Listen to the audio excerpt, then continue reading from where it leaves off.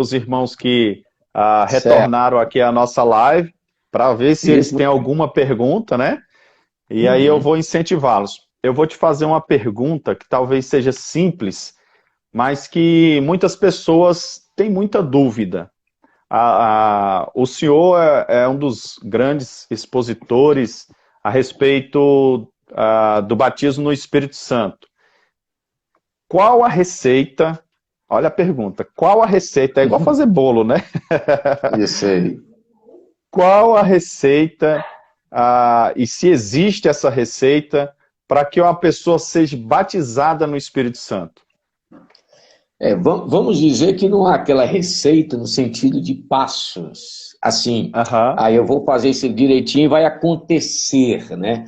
Até aquela ideia que Charles Finney falava, que pelo uso correto dos meios eu vou alcançar aquilo. Existe, acima de tudo, a soberania de Deus, né? Ele o faz. Maravilha.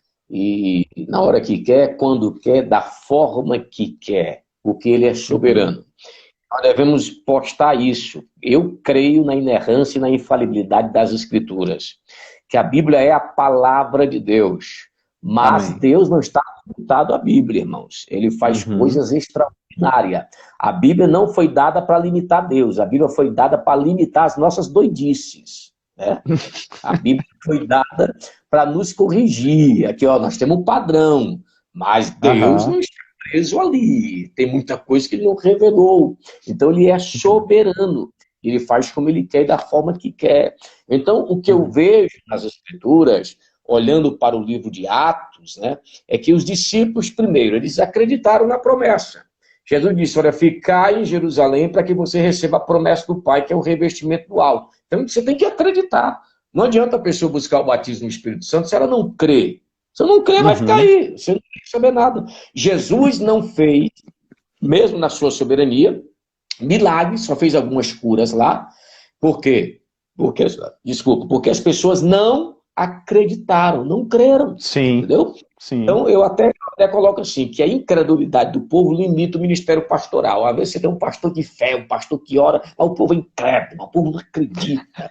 É o mesmo de Jesus. Jesus chegou na sua cidade, um homem de fé, o Messias, o Emanuel, fazendo cura, mas o povo não creu, diminui. Então, às vezes nós temos que quebrar essas amarras, a incredulidade no meio do nosso povo. Então, o povo tem que ter fé, principalmente em meio a estas teorias como cessacionismo, que afirma que os dons cessaram, que o batismo no Espírito Santo é outra coisa e tal. Não, o batismo no Espírito Santo é um revestimento de poder. Quem falou isso foi o exegeta Jesus. Jesus é o maior hermeneuta. E ele diz o seguinte, olha, aquilo que João falou lá, João disse o batismo no Espírito Santo, é a promessa do Pai e é revestimento de poder. Não tem nada a ver com regeneração e conversão. O próprio Jesus dá o significado muito simples aí na Bíblia. Não precisa nem muita coisa. Jesus falou em Atos 1 e 4, né?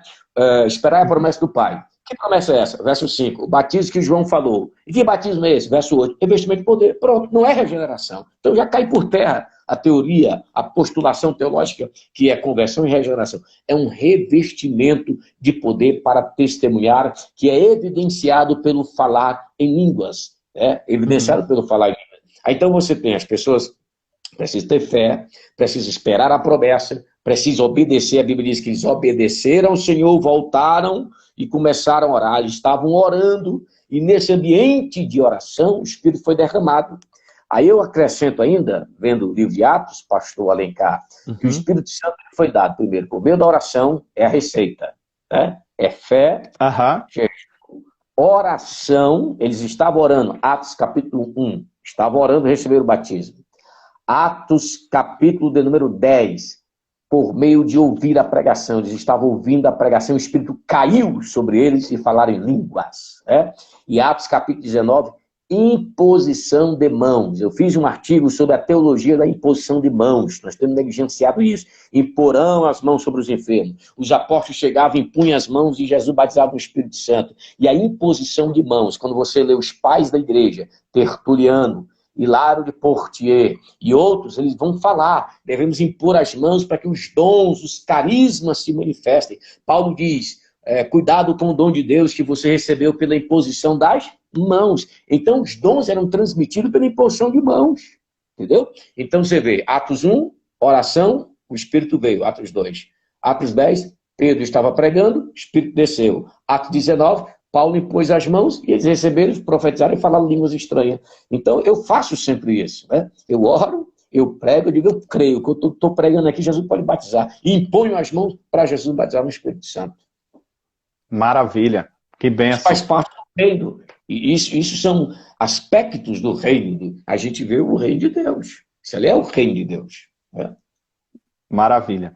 O Wellington Nascimento, ele está fazendo uma pergunta também, parece simples, mas é dúvida de muitos, né? Isso. Pastor, como eu sei que eu fui batizado pelo Espírito Santo?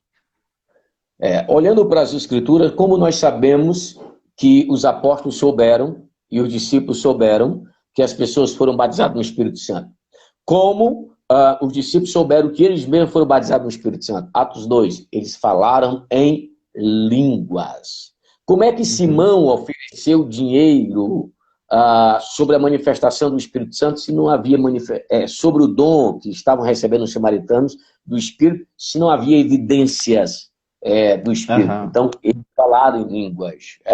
Atos capítulo 10 e 11. Vocês vão observar que Pedro diz, olha, eu acredito que eles receberam aí porque eles falaram em línguas e profetizaram como nós no princípio. E eu me lembrei das palavras do Senhor, que João batizou com água, mas Jesus batizaria no Espírito Santo.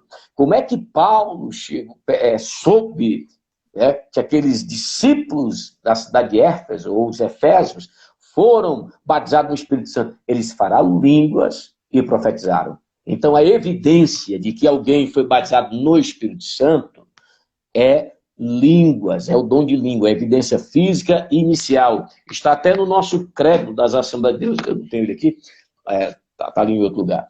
É a questão do batismo no Espírito Santo, evidenciado pelo falar em línguas estranhas.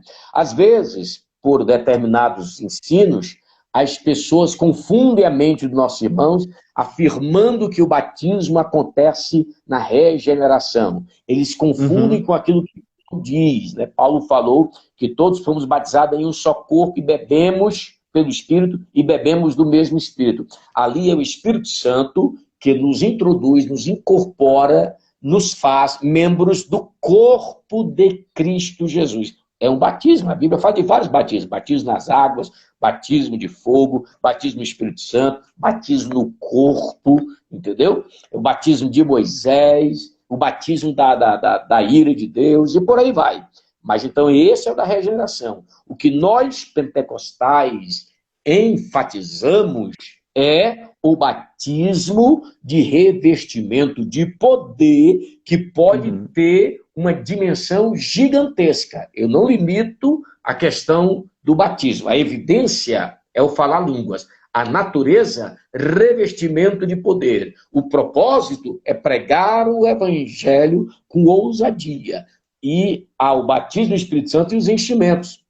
Os que foram batizados em Atos 2, eles foram enchidos novamente em Atos 4. Então, não paramos na vida cristã. Há processos de revestimentos, de enchimentos, de plenitude, o plereuma pneumático, o enchimento, a plenificação do Espírito Santo de Deus. Maravilha, que benção. Meu pastor, por via de regra, o batismo no Espírito Santo, a evidência sempre será o falar em outras línguas? Eu, particularmente, não vejo assim. Esse é um ponto que muitos carismáticos, por exemplo, existe a diferença dos pentecostais para os carismáticos, né? E os neopentecostais. Quem são os pentecostais no sentido raiz, que é chamado pentecostais clássico? É aqueles, né, que é o primeiro movimento do século XX, que iniciou em 1º de janeiro de 1901. São os pentecostais que acreditam que o dom de língua, que a evidência do batismo é o dom de língua. Então, a evidência do falar em línguas é uma joia cara ao pentecostalismo. Quem são os carismáticos? Os carismáticos são aqueles cristãos das igrejas tradicionais, como presbiteriana, batista, luterana, anglicana e até católica, que receberam o mover do Espírito e acreditam nos dons espirituais, e muitos deles falaram em línguas estranhas, e muitos deles têm as línguas como evidência, mas nem todos acreditam que essa seja a única evidência. Aí os neopentecostais, que a partir dos anos 80, né, são aqueles que enfatizam a questão das campanhas, das curas e da teologia da prosperidade. E hoje já tem aquilo que chama de metapentecostalismo, que são as pessoas de igrejas independentes, que não têm convenções ou ministério, ou até credo religioso, como nós temos, e que cada um faz o que bem parece, né? Então, estão além do pentecostalismo nesse sentido. Mas entenda uma coisa, eu vejo o que as Escrituras ensinam de forma simples. Então, eu não gosto de ir além. Então, está ali, eu não vejo nenhuma outra evidência que possa ter. Se porventura houver, eu desconheço. E esse meu desconhecer, ele entra naquilo que é especulação teológica. Eu vou especular. O que eu vejo diretamente das Escrituras é que todos aqueles, nos 3 grandes incidentes explícito, tem um falar línguas estranhas. Nos 2 incidentes implícito, pode-se subentender que houve o falar línguas, que foi os samaritanos, porque Simão ofereceu dinheiro. Eu quero receber essa capacidade de impor as mãos e as pessoas receberem o Espírito. Ou seja, teve alguma evidência de que eles receberam o Espírito. Aconteceu alguma coisa externa. E o caso de Paulo, né? Paulo que recebeu o Espírito. Como a Bíblia diz que Paulo falava mais línguas estranhas, então nós chegamos à conclusão, porque é uma regra básica da exegese e da hermenêutica. O implícito tem que ser entendido à luz do explícito, né? Sendo o mesmo contexto. Qual é a revelação do Espírito?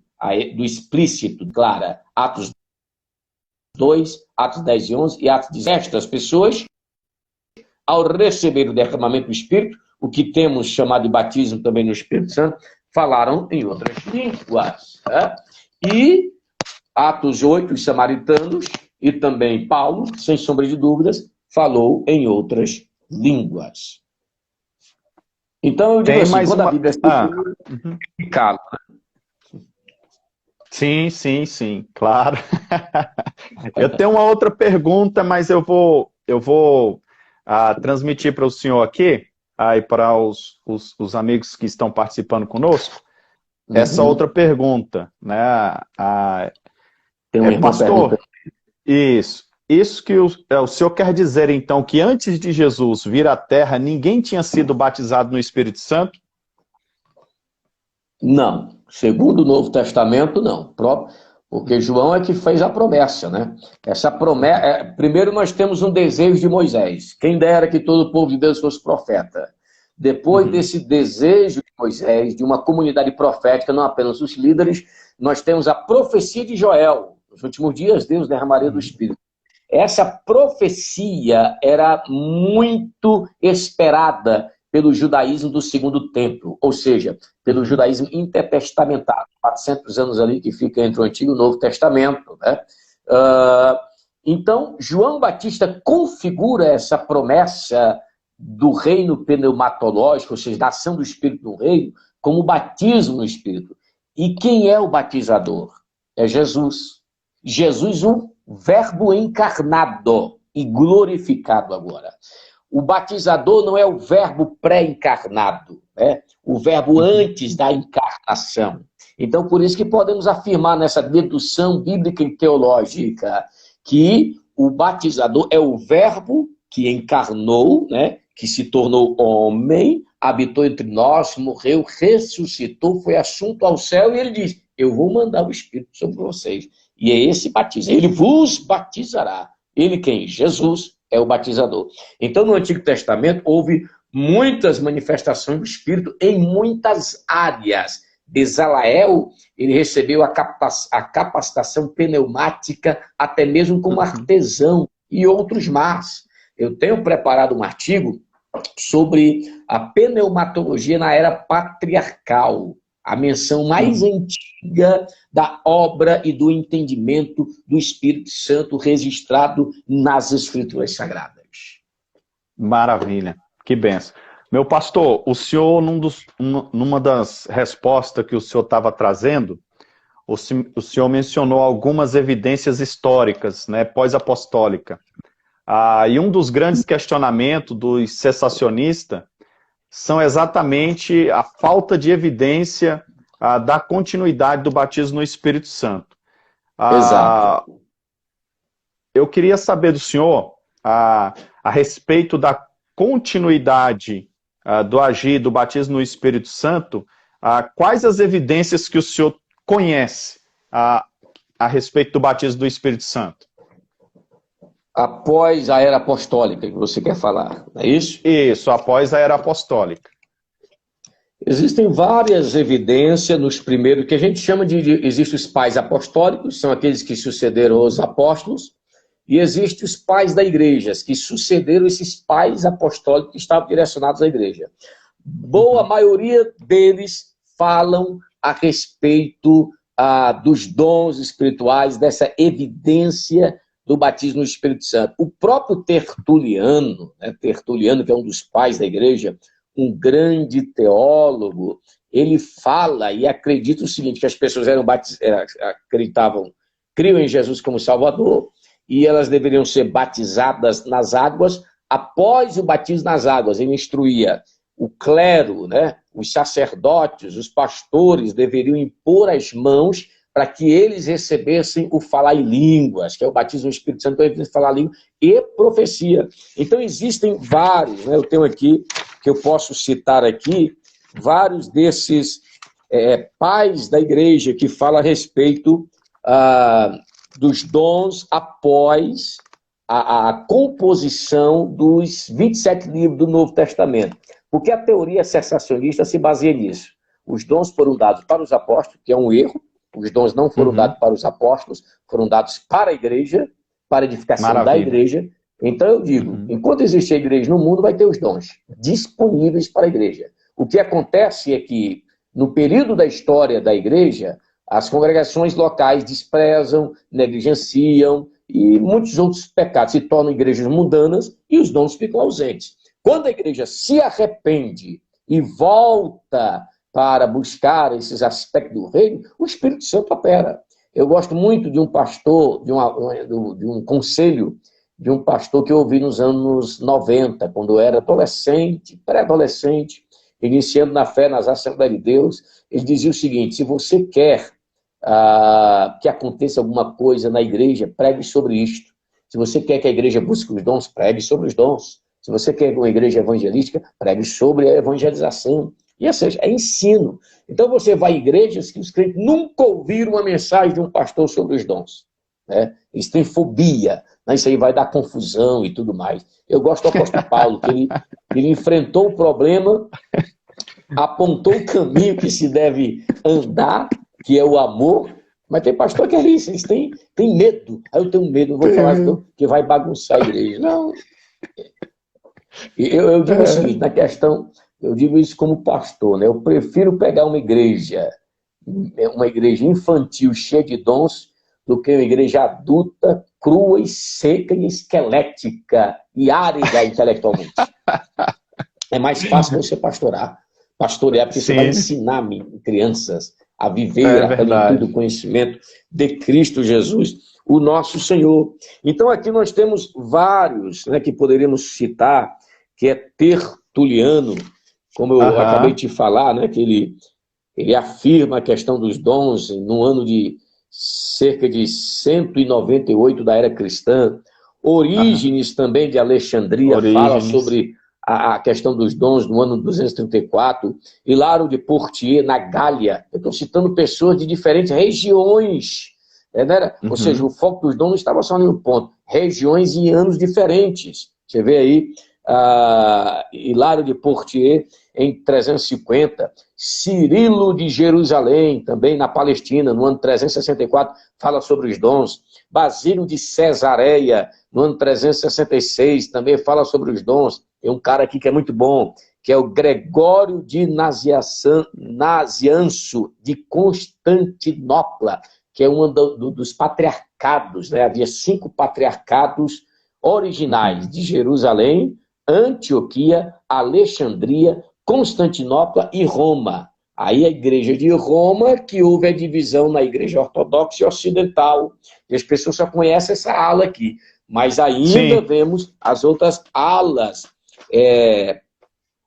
em evidência, né? Então nós temos aqui João o Solitário em Apameia, no ano 450, Teodoreto em Ciro, 444, José Razaia, no início do século XVIII, lá em Cardu, no Iraque, João Crisóstomo, Severo em Antioquia e muitos